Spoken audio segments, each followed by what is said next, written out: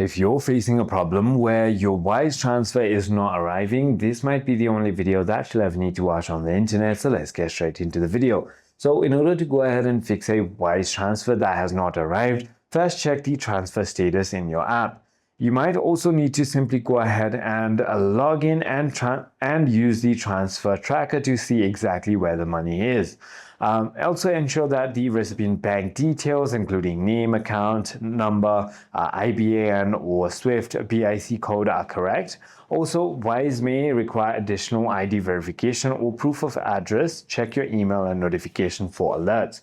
If that is not the case, then if you are the recipient, you want to simply ask the sender to share the proof of payment to locate funds. And even if Wise has sent the money, the recipient's bank may take additional working days to credit the account.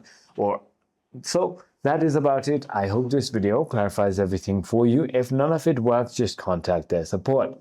Thank you so much for watching. I'll see you on the next one.